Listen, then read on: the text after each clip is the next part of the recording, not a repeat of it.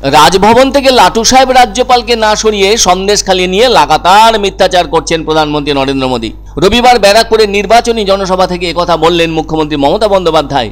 তিনি রাজ্যপাল সিভি আনন্দ বোসকে কটাক্ষ করে বলেন, রাজভবনে লাটু সাহেব, তাই মেয়েরা যেতে পারছে না ভয়ে, সেজন্য সাংবিধানিক সংকটে পড়ে যাচ্ছি। তবে এই রাজ্যপালকে প্রধানমন্ত্রী সরিয়ে দেওয়া উচিত ছিল কিনা, এ নিয়ে প্রশ্ন তোলেন মুখ্যমন্ত্রী। তিনি এবার প্রধানমন্ত্রীকে উদ্দেশ্য করে কটাক্ষ করে বলেন, সন্দেশখালি নিয়ে মিথ্যে কথা বলে চলেছেন প্রধানমন্ত্রী।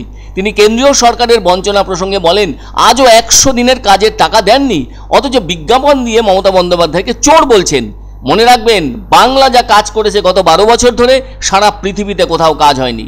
কুৎসা করে, অপপ্রচার করে বাংলাকে অপমান করছে। এবার মমতা বন্দ্যোপাধ্যায় টিট ফর ট্যাটের কথা তুলে প্রধানমন্ত্রীর উদ্দেশ্যে বলেন, আমাকে গর্জন দেখালে আমি বর্ষণ করি। এবার অত্যন্ত ক্রুদ্ধতার সঙ্গে মুখ্যমন্ত্রী বলেন, মোদী দেশটা বিক্রি করে দিয়েছেন, ধর্ম বিক্রি করে দিয়েছেন। 100 দিনের কাজের টাকা লুট করেছে, আর ওই টাকা নোটবন্দি করে লুট করেছেন। বিজেপি হলো চাকরি খেকো বাঘ, চাকরি লুট করেছে। আমাদের আর ধমকে চমকে কোনো লাভ নেই, আমরা মাথা নিচু করি না। মুখ্যমন্ত্রী বলেন, এনআরসির নামে অসমে 19 লক্ষ হিন্দুর নাম বাদ গেছে কেন?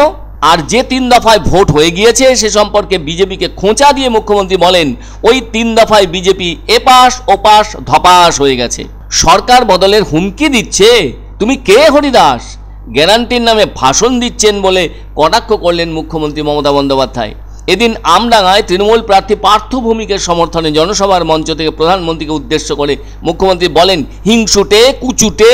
আবার সিএ লাগু করা নিয়ে হুঁশিয়ারির সুরে বলেন, মতুয়াদের সিএ করা যাবে না, ওরা ইতিমধ্যেই নাগরিক, আপনি ওদের ভোটে জিতেছেন। মনে রাখবেন, মতুয়াদের গায়ে টাচ পড়লে আমার গায়েও সেই টাচ পড়বে।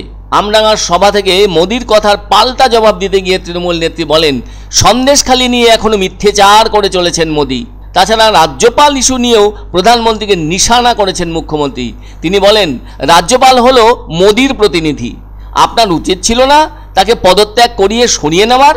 অন্যদিকে এদিন মুখ্যমন্ত্রী বলেন, বাংলার 43 লক্ষ বাড়ি আমরা করেছি, আর নাম দেয় শুধু ওনার, সেখানে তো আমাদেরও শেয়ার আছে।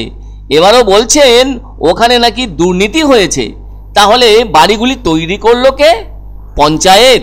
তোমাদেরও তো পঞ্চায়েত রয়েছে, সিপিএমেরও তো পঞ্চায়েত রয়েছে। পঞ্চায়েত কি তৃণমূলের একা রয়েছে? এখনো পর্যন্ত দুর্নীতি প্রমাণ করতে পারেনি, মিথ্যে কথা বলে বেড়াচ্ছে। এদিন তো আমডাঙ্গা সাধনপুর উলুডাঙ্গা তুলসীরাম উচ্চ বিদ্যালয়ের খেলার মাঠে জনসভা করলেন মুখ্যমন্ত্রী।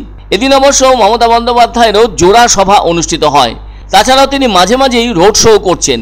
এ পর্যন্ত অনেক সভা করে ফেলেছেন, আর ভোট শেষ না হওয়া পর্যন্ত আরও অনেক সভা, জনসভা এবং রোড শো আছে মুখ্যমন্ত্রীর। তারপরে হয়তো রাজপাটে মন বসাবেন তিনি, কারণ ইন্ডিয়া জোটকে 1 নম্বর করার বিষয়টি তার মাথায় দারুণভাবে ঘুরছে।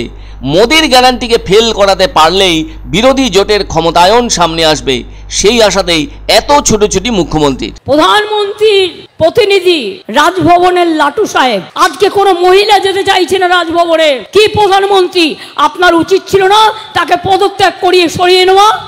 লজ্জা করে না? এখনো সন্দেশখালি নিয়ে মিথ্যে কথা বলে যাচ্ছেন। সন্দেশ তো আপনার জন্য অপেক্ষা করছে।